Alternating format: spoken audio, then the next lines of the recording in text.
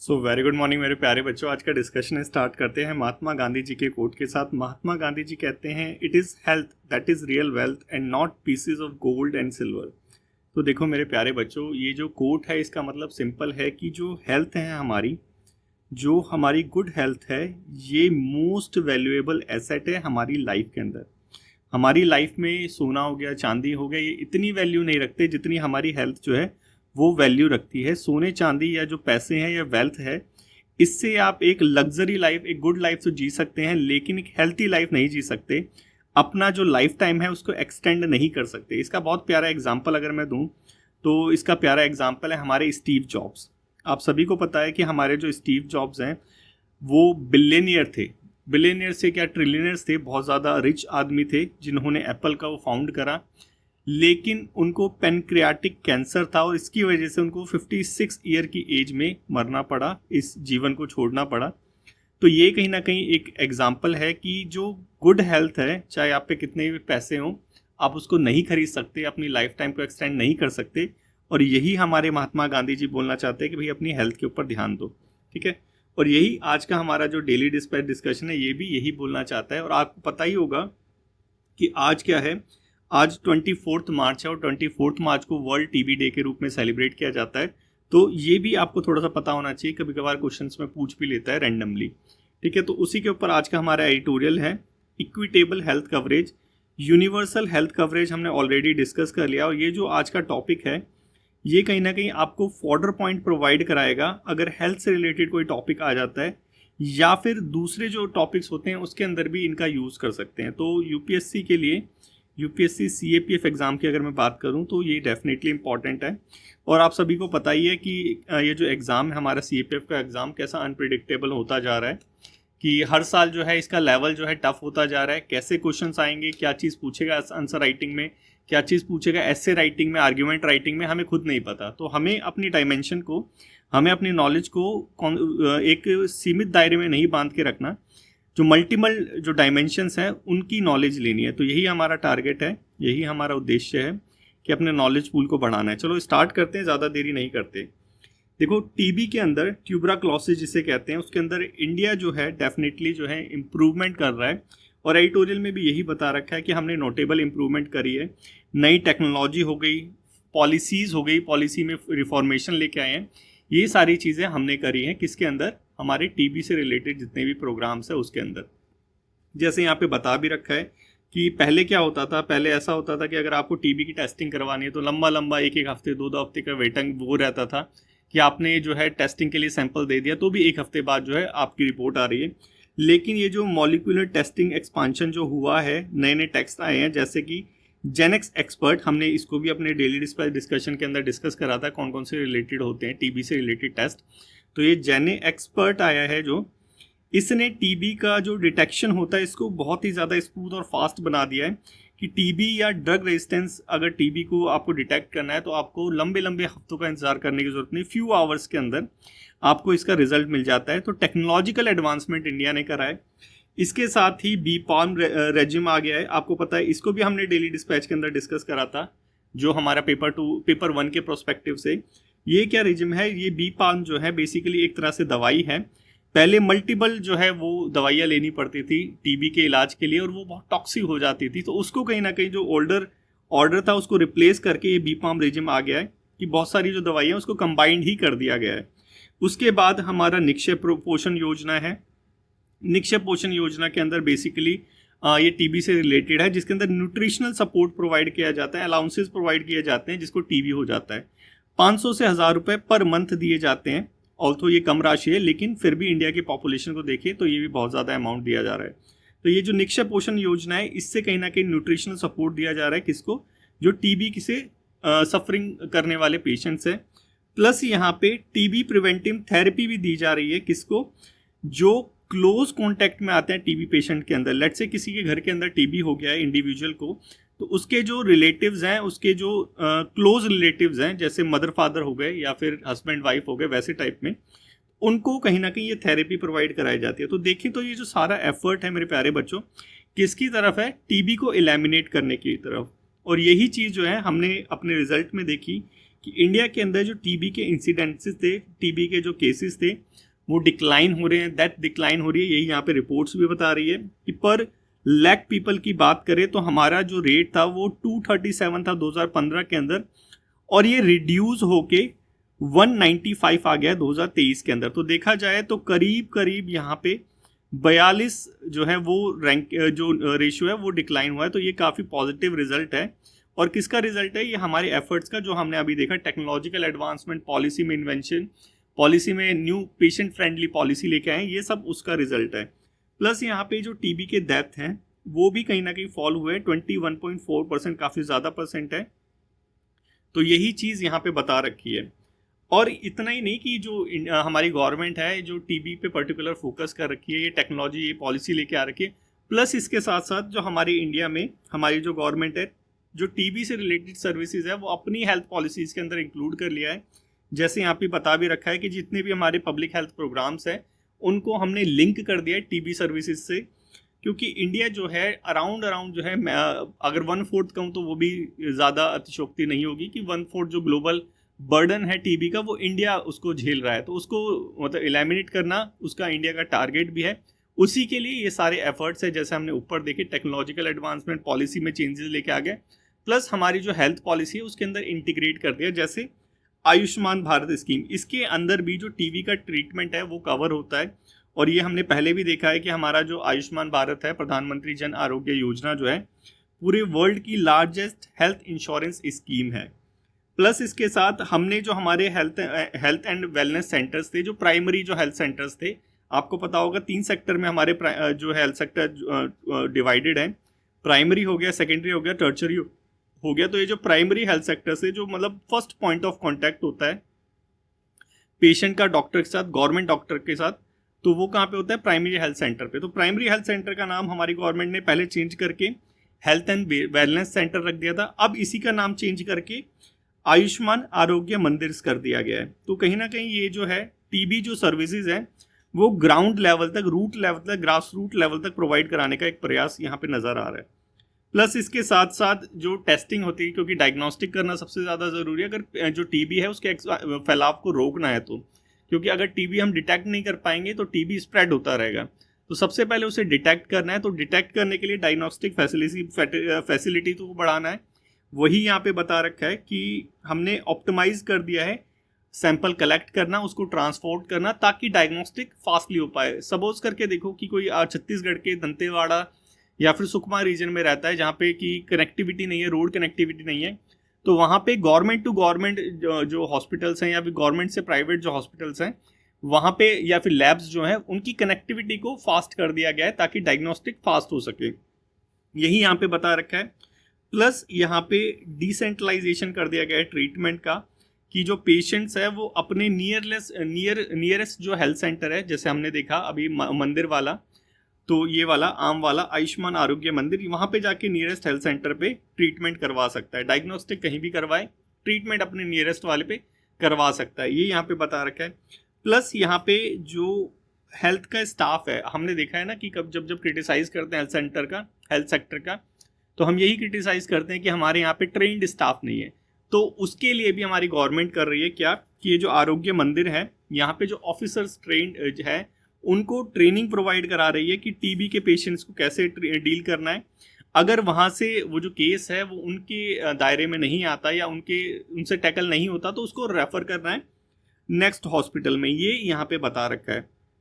तो देखा जाए तो बच्चों एक चीज़ तो दिख ही रही है कि जो गवर्नमेंट है अपनी तरफ से एफर्ट लगा रही है, लेकिन यहाँ पे कुछ चैलेंजेस भी हैं। वो चैलेंजेस क्या है उनको देखना पड़ेगा। तो चैलेंजेस, सबसे बड़ा चैलेंजेस क्या है? प्राइवेट सेक्टर की मैक्सिमम जो टीबी पेशेंट्स हैं वो गवर्नमेंट हॉस्पिटल में नहीं, प्राइवेट हॉस्पिटल में ट्रीटमेंट करवाते हैं। अब इस प्राइवेट हॉस्पिटल में ट्रीटमेंट करवाने की वजह से होता क्या है, उनका आउट ऑफ पॉकेट एक्सपेंडिचर जो है वो बढ़ता है। आपको ऑलरेडी पता है कि 65% हमारा कुल मिला के आउट ऑफ पॉकेट एक्सपेंडिचर है। इसको रिड्यूस करने की हमारी गवर्नमेंट आयुष्मान भारत स्कीम लेके आई है। लेकिन फिर भी यहाँ पे बता रखा है कि मैक्सिमम जो पेशेंट्स हैं वो कहाँ जाते हैं? वो जाते हैं प्राइवेट सेक्टर में। प्राइवेट सेक्टर में जाते हैं तो जेब में से खर्चा होता है, आउट ऑफ पॉकेट एक्सपेंडिचर बढ़ता है, प्लस उसको पुअर क्वालिटी केयर मिलता है। अब आप यहाँ पे सोचेंगे यार पुअर क्वालिटी ऑफ केयर कैसे मिलता है? देखो कि जो गवर्नमेंट की गाइडलाइंस हैं गवर्नमेंट के जो गाइडलाइंस है वो प्राइवेट हॉस्पिटल उसको फॉलो नहीं करते, उसकी जगह उसके चक्कर में वो क्या करते हैं, अपने पैसे बनाने की कोशिश करते हैं। उसकी वजह से जो ट्रीटमेंट मिलना चाहिए वो ट्रीटमेंट उन्हें मिल नहीं पाता, इसीलिए यहाँ पे बोला है क्या, पुअर क्वालिटी केयर मिलती है उन्हें। तो यहाँ पे यही बता रखा है कि अराउंड 50% जो टीबी के पेशेंट्स हैं वो प्राइवेट सेंटर में जाके अपना इलाज करवाते हैं, तो आउट ऑफ पॉकेट तो डेफिनेटली बनेगा। और वही चीज़ यहाँ पे भी बता रखी है, जो प्राइवेट क्लिनिक्स वगैरह हैं वो गवर्नमेंट की जो गाइडलाइंस हैं उसको फॉलो नहीं करते, मिस डायग्नोस करते हैं, एक्सपेंसिव मेडिसिन को प्रेफर करते हैं। तो ये सारी चीज़ें होती हैं, यही चीज़ यहाँ पे बता रखा है।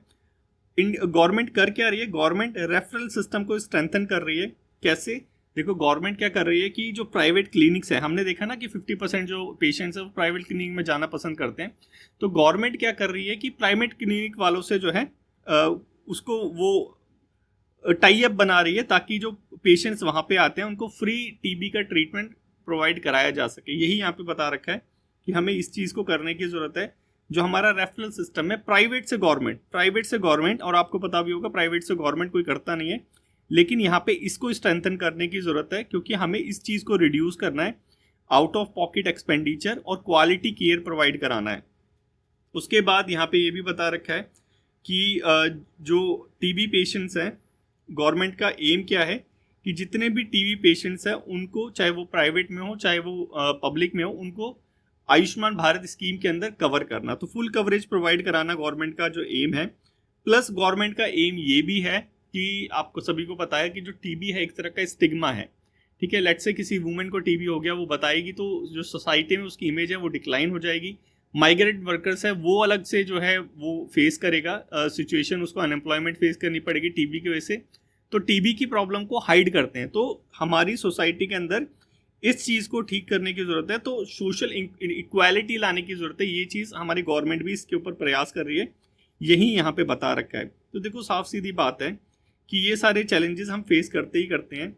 एक तो प्राइवेट हॉस्पिटल का चैलेंज है, और आप सभी को पता है कि प्राइवेट जो हॉस्पिटल्स हैं गवर्नमेंट के जो रूल्स एंड रेगुलेशन है उसको मानते नहीं है, तो हमारे जो लॉज वगैरह है उसको स्ट्रेंथन करके ये सारी चीज़ें टैकल की जा सकती है।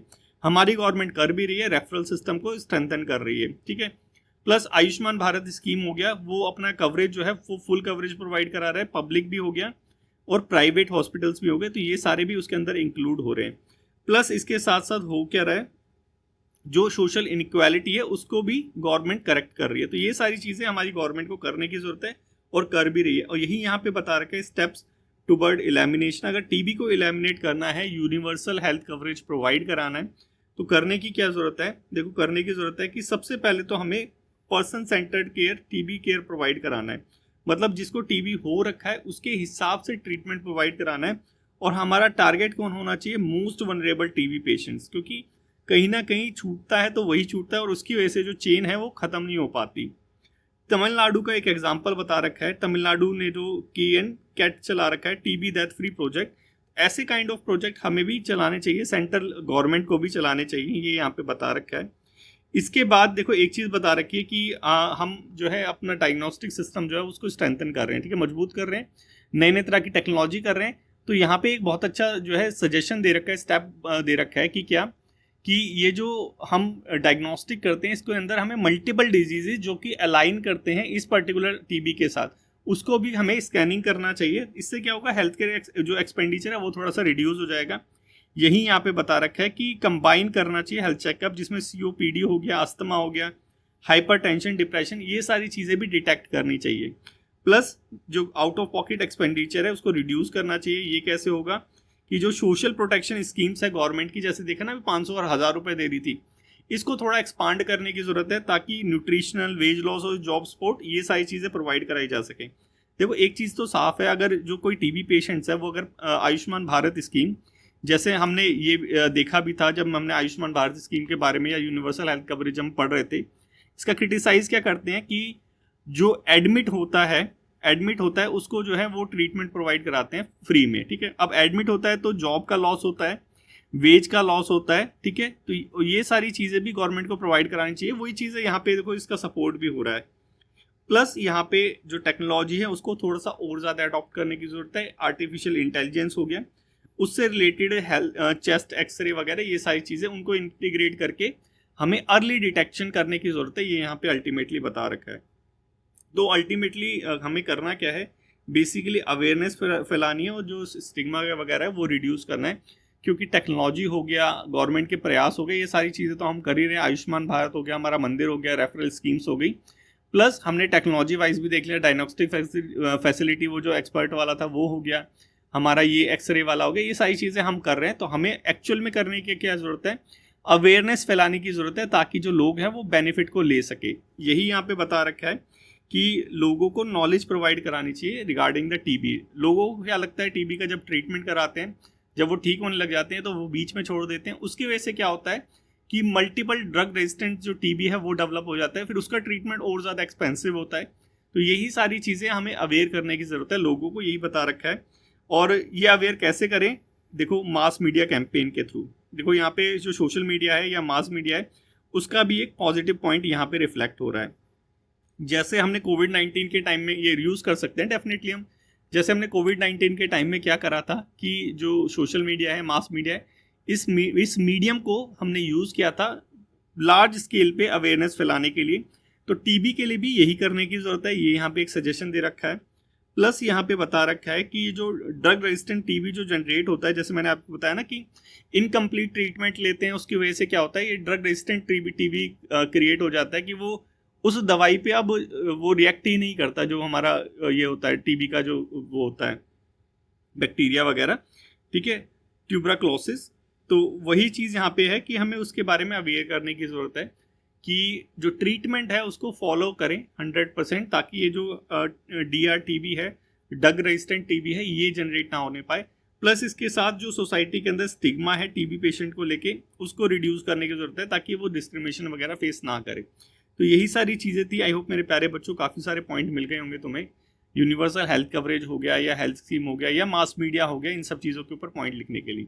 चलो आज का आपका टास्क है पेपर 2 के लिए ये वाला टॉपिक, इसको लिखने का ट्राई करो और लिखने के बाद अपना डिस्कशन ग्रुप में भेज दो। अगर नहीं पता कैसे पहुंचना है तो अपना जो आपका डिस्क्रिप्शन होगा, उस डिस्क्रिप्शन में ही मैंने लिंक प्रोवाइड करा रखा है टेलीग्राम चैनल का भी और डिस्कशन ग्रुप का भी।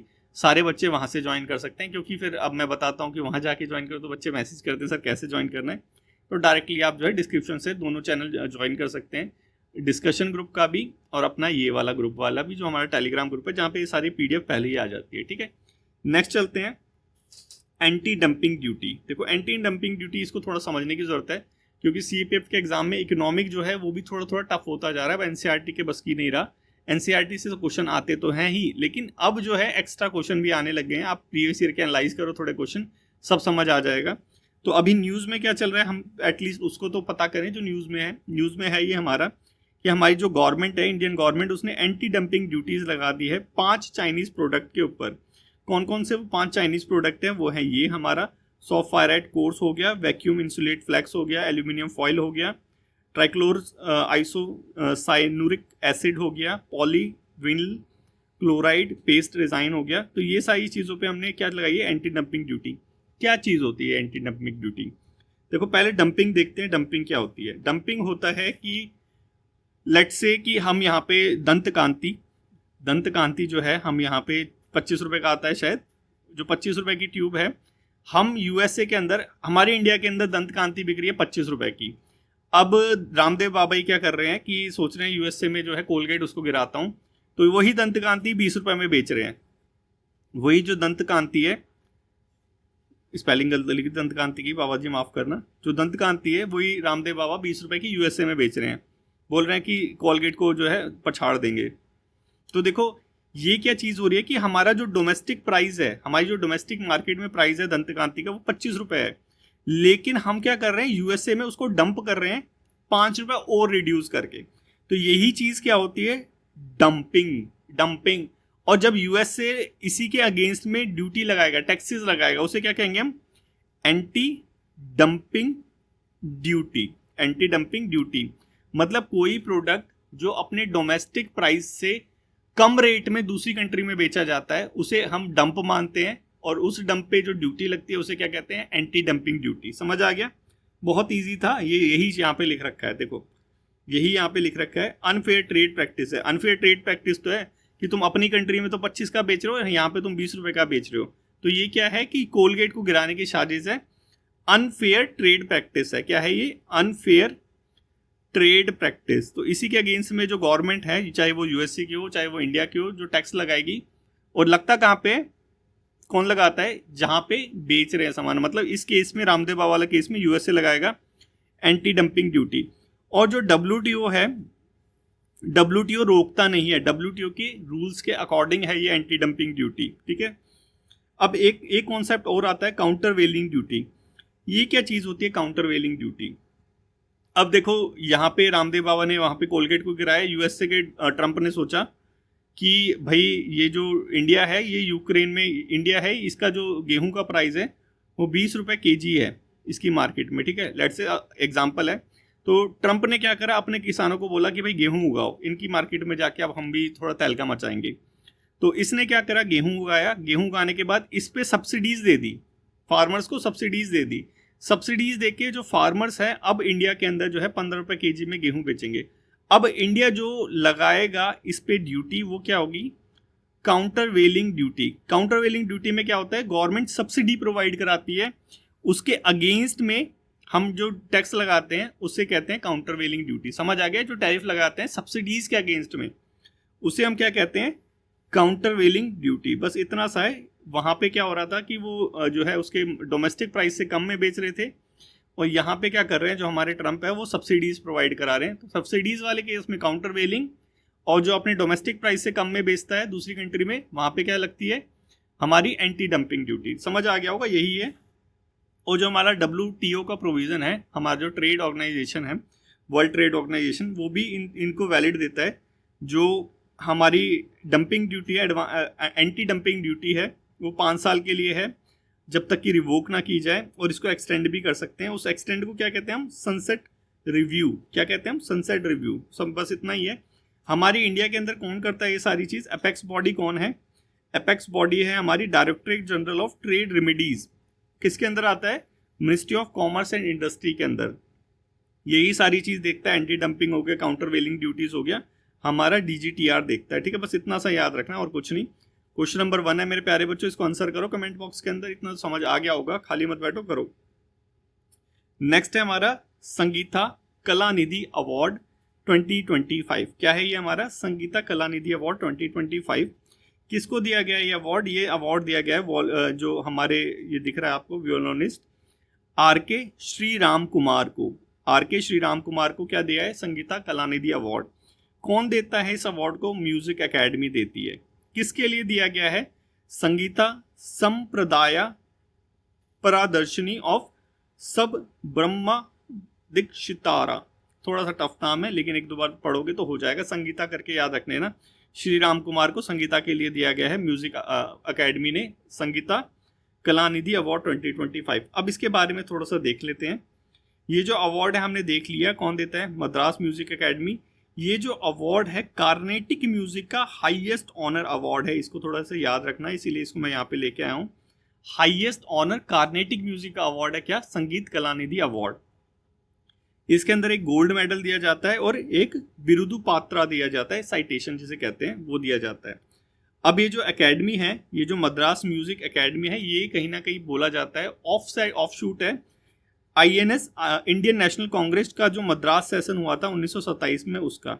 जब ऑल इंडिया कांग्रेस जो सेशन होता है 1927 के अंदर मद्रास में, उस टाइम में साइट में ये जो म्यूजिक कॉन्फ्रेंस भी हुई थी, वहां पे निकली थी हमारी कौन? Madras music academy. तो इतना तो थोड़ा सा याद रखना है, 1927 INC के ऑफ शूट है ये। कार्नेटिक म्यूजिक की अगर बात करें, कार्नेटिक म्यूजिक जो है one of the classical music tradition के अंदर आता है।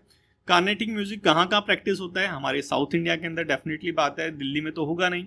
यहाँ पे आंध्र प्रदेश हो गया, तेलंगाना हो गया, कर्नाटका, केरला, तमिलनाडु हो गया, और विदेशों में श्रीलंका हो गया। मतलब जो कार्नेटिक म्यूजिक है वो श्रीलंका के अंदर भी प्रैक्टिस किया जाता है। अब क्लासिकल म्यूजिक की बात करें तो इंडियन क्लासिकल म्यूजिक एक और है, इसका वन टाइप क्लासिकल म्यूजिक का।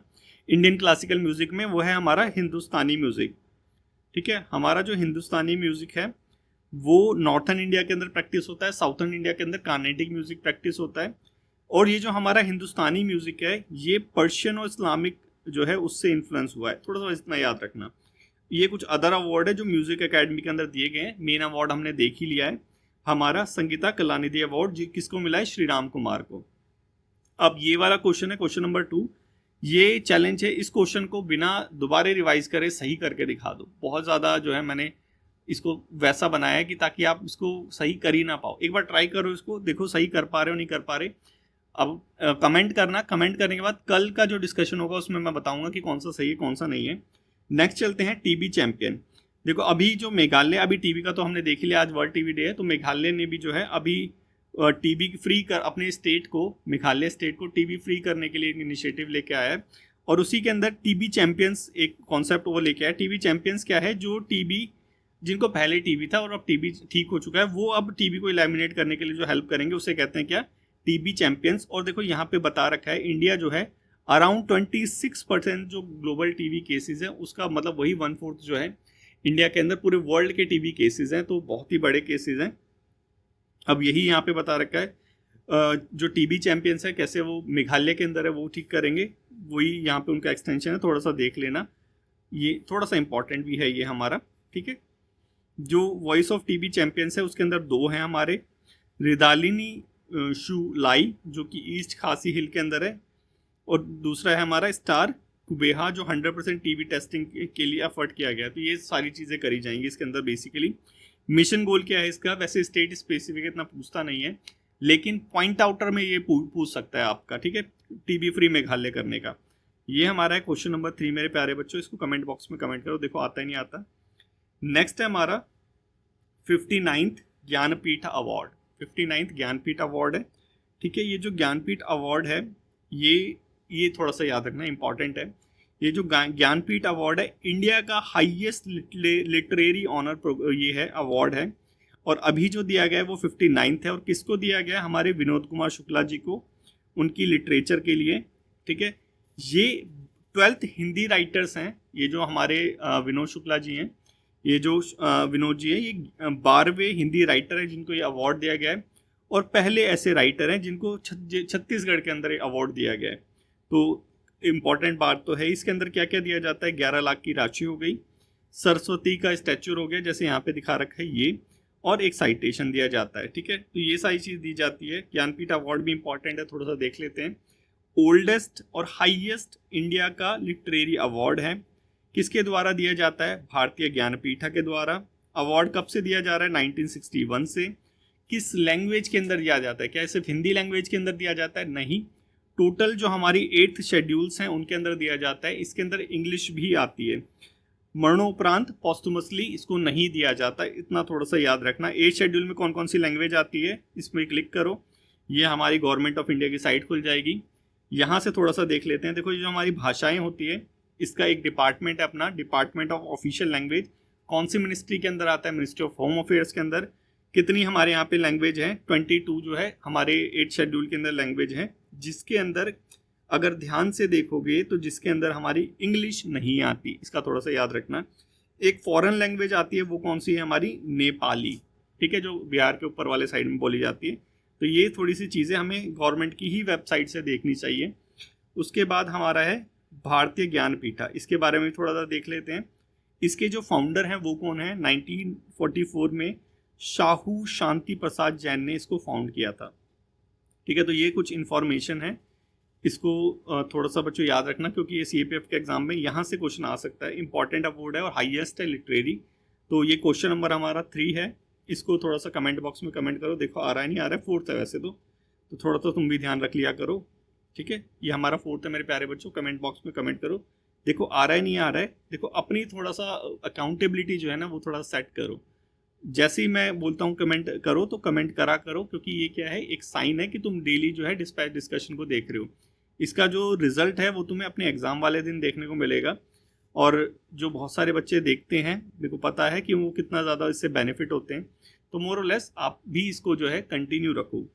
नेक्स्ट है हमारा तवस्या। देखो इसके ये तवस्या जो है कल अपना PIB के अंदर भी आया था, जिसे मैंने अपना टेलीग्राम ग्रुप पे भी शेयर करा था, आपने वहाँ पे भी पढ़ लिया होगा, और आज ये दा हिंदू के अंदर भी आ गया। तो मतलब हमारा जो दा हिंदू है PIB के जो इंपॉर्टेंट न्यूज़ है उसको छोड़ता नहीं है। ये जो हमारा तवस्या है ये लास्ट 4 क्रिवक क्लास स्टील फ्रिगेट के अंदर आता है और इससे रिलेटेड चीज़ हम शायद 10 दिसंबर वाले डेली डिस्पैच के अंदर डिस्कस कर चुके हैं, थोड़ा सा देख लेना उसको भी, ठीक है। ये रशिया से हमने लिया है। फर्स्ट जो हमारा GSL बिल्ट फ्रिगेट था वो था त्रिपुत, ये है हमारा सेकंड, ठीक है। और रशिया से दो चीज़ हो रहे हैं, हमारा टुशेलो तमाल, ये बहुत बार न्यूज़ में आ चुका है तो इसको दोबारा करने की कोई ज़रूरत नहीं है, लेकिन एक बार थोड़ा सा ध्यान में रखना, रशिया है इसमें, हमारी जो कंट्री है वो रशिया है। पेपर 1 के लिए इंपॉर्टेंट है ये वाला, MCQ टाइप के लिए इंपॉर्टेंट है, तो थोड़ा सा याद रखना। और इसको 2-3 बार पहले भी डिस्कस कर चुके हैं, तवस्या अभी ऐड हो गया है, तो थोड़ा सा ये दोबारा से रिकॉल कर लेना, ठीक है। आज की डिस्कशन में बस इतना ही है, अब थोड़ा सा कल के क्वेश्चन देख लेते हैं, ठीक है। यहाँ पे which of the following statement is true with respect to freedom of speech for foreigners. जो फॉरनर्स है उनके रिगार्डिंग आर्टिकल 19 के बारे में पूछा हुआ है। क्यों क्वेश्चन है ये? क्योंकि USA के अंदर आपको पता है कि जो इंडियंस हैं जो USA के अगेंस्ट में जो इजराइल वगैरह में चल रहा है वहाँ पे जो स्टेटमेंट्स दे रहे हैं उनको USA डिपोर्ट कर करके भेज रहा है, इसीलिए ये क्वेश्चन यहाँ पे इंपॉर्टेंट क्वेश्चन है। थोड़ा सा देखते हैं इसका आंसर क्या है। Foreigners enjoy absolute freedom of speech, all country नहीं भैया, जरा सा बोलते हैं बाहर भगा देते हैं, कैसे कह सकते हैं इसको। बी देखते हैं, freedom of speech for foreigners is subject to the law and regulation of the host country, हाँ ये हो सकता है। No right to freedom of speech in any country, foreigners है no right of to freedom of speech in any country, the UN grant universal freedom of speech, ये तो हो नहीं सकता। अब हमारा बी रह गया और हमारा सी रह गया, freedom of speech for foreigners is subject to the law and regulation of the host country. देखो ये वाला हो सकता है, ये वाला हमारा मोस्ट अप्रोप्रिएट आंसर है, क्योंकि इन एनी कंट्री लिखा हुआ है, ऐसा तो नहीं हो सकता किसी भी कंट्री में जो है फ्रीडम ऑफ स्पीच ना हो फॉरनर्स के लिए। ये subject to law and regulation है उस पर्टिकुलर कंट्री के अंदर, ठीक है। जैसे इंडिया के अंदर नहीं है, किसी कंट्री के अंदर हो भी सकती है। मोस्ट अप्रोप्रिएट कौन सा हो गया हमारा बी। नेक्स्ट चलते हैं बायोटेक्नोलॉजी के ऊपर। देखो बायोटेक्नोलॉजी से रिलेटेड कुछ आया था, मैंने बोला था कि इसको रिवाइज करना, प्रीवियस ईयर के अंदर का, ये प्रीवियस ईयर का क्वेश्चन है हमारे CAPF एग्जाम का, ठीक है। तो हमने बायोटेक्नोलॉजी से रिलेटेड बायो पार्क था, इसमें देखा था कि क्या क्या चीज़ें हो रही हैं। न्यू प्रोडक्ट डेवलप हो रहे हैं डेफिनेटली, और एंटरप्रेन्योरशिप हो रही है, टेक्नोलॉजी, तीनों ही है ये हमारा आंसर। एक बार जो मैं बोलता हूँ उसको पढ़ लिया करो, रिवाइज कर लिया करो, डेली डिस्पैच में बहुत ज़्यादा इंपॉर्टेंट न्यूज़ होती है, वो आप अपने एग्जाम वाले दिन या नेक्स्ट दिन मैं आपको बताऊंगा कि कौन कौन सी चीज़ें कहाँ से आई हैं, ठीक है। ये हो गया हमारा, हम पहले ही डिस्कस कर चुके हैं इसको। हमने देखा था कि ये जो जेनेटिक्स से रिलेटेड BT कॉटन के बारे में, BT मस्टर्ड ऑयल वाले के बारे में आया था कल न्यूज़पेपर के अंदर, उसी से रिलेटेड ये क्वेश्चन है। ये कौन सी मिनिस्ट्री के अंदर आती है? आपको पता है ये जो जेनेटिक इंजीनियरिंग अप्रेजल कमेटी है, ये अप्रूवल प्रोवाइड कराती है ये जो BT कॉटन या BT ये जो टेक्नोलॉजी होती है GM फूड्स को, ठीक है। ये आती है हमारी मिनिस्ट्री ऑफ एनवायरनमेंट के अंदर। कल मैंने शायद इसको बताया नहीं था, ये सोच के कि आप करोगे इसको मिनिस्ट्री ऑफ साइंस, और मैक्सिमम बच्चों ने मेरे को पता है मिनिस्ट्री ऑफ साइंस लगाया होगा। ये है हमारा सी, ठीक है। नेक्स्ट चलते हैं, नेक्स्ट है विच of the following is not a parameter of national institute ranking framework. देखो ये जो फ्रेमवर्क था, इसकी जो रिपोर्ट है इसको रोक दिया गया था, हमने देखा था 2025 की। इसके हमने कुछ फ्रेमवर्क्स देखे थे, वो थोड़ा सा देख लेते हैं। टीचिंग लर्निंग रिसोर्सेज, ये तो था ही हमारा। Research and professional practices, infrastructure and campus size and graduation outcome. तो जहाँ तक है ये हमारा इंफ्रास्ट्रक्चर एंड कैंपस साइज इसके अंदर नहीं था इस रैंकिंग के अंदर, बाकी ये सारी चीज़ें तीनों चीज़ थी हमारी। तो हमारा आंसर क्या हो गया? सी हो गया, ठीक है। तो यही था आज की डिस्कशन के अंदर मेरे प्यारे बच्चों, डेली डिस्पैच डिस्कशन में। सो अगर अच्छा लगा हो और समझ आया हो तो लाइक शेयर और कमेंट करना मत भूलना। Thank you so much for today's discussion.